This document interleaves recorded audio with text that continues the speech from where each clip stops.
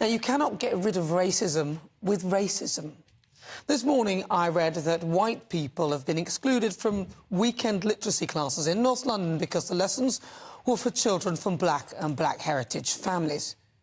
Here we go again. So basically, parents at schools in North London have been told that the Saturday school near Academy Places will only be funded for black people, or those of black heritage. I mean, the reason?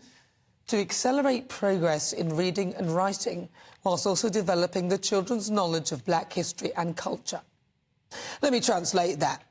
We are now indoctrinating our kids with our division and our racism. For goodness sake. I mean, surely you would teach everybody the history, but not the skewed version of the slave trade which portrayed black people as victims of oppression. Black people were slave owners as well, by the way.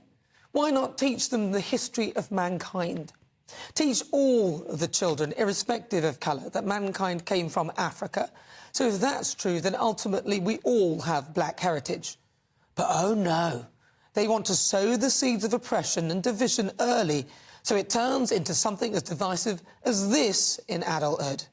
You may remember a few weeks ago I wrote and spoke about the Theatre Royal Stratford East, who were planning something of a similar ilk, a black-only performance of Tambo and Bones, which explores 300 years of African-American history.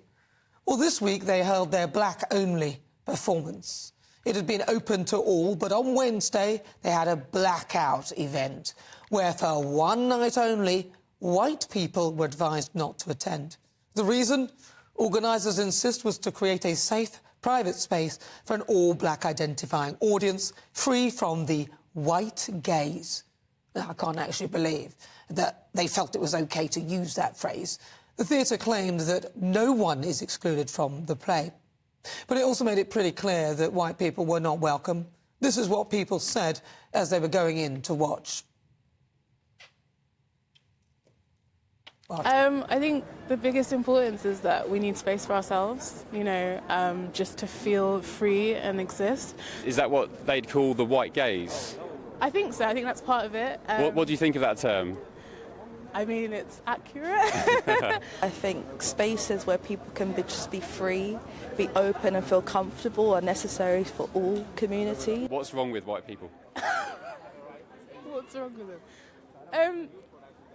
It's not that there's anything wrong with white people. I think it's in the same way that, like, an LGBTQ plus space is for LGBTQ plus people. His famous quote, of course, where he says, "I had a dream that my children would be judged on the content of the character, not the colour of their skin." What he was saying was that all people should be judged evenly, but we are not judged evenly in the traditional theatre spaces. How are black people treated unfairly in theatre? Can you give some examples? Oh, I'm not here to go into that now because this is a very casual interview outside of another event, and I have many experiences of being treated as other within the spaces I am working by people who are in the audience. I'm not talking about theatre audience members. By audience members. So what would they do? No. This is not honouring my experience to come and try and trivialise it by just giving you some short answer. I'm not trivialising it. I'm saying it would. I'm not saying you are.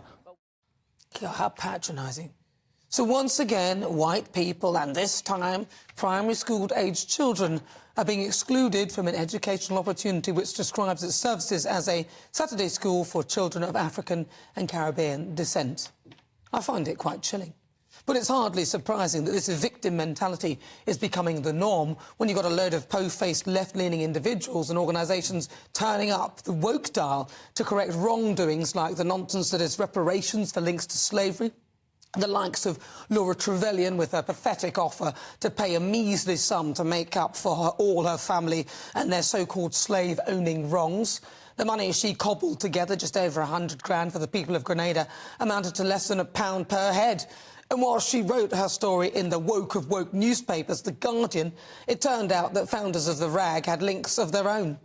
Brands like Ben & Jerry's displaying their woke credentials by tweeting on July the 4th, it's American Independence Day, that America returns all stolen land. But a Native American chief in Vermont claimed that Ben & Jerry's HQ is actually on stolen indigenous land. Excluding white people is fuelled by ideologies like critical race theory that paint white people as the oppressors, with white privilege as such must acknowledge that they are inherently racist and that black people are victims of their oppression. People buying into ideologies like this are doing more damage. I mean, have they forgotten the words of Martin Luther King? A world where we are judged by the content of our character, not the colour of our skin. You cannot get rid of racism with racism.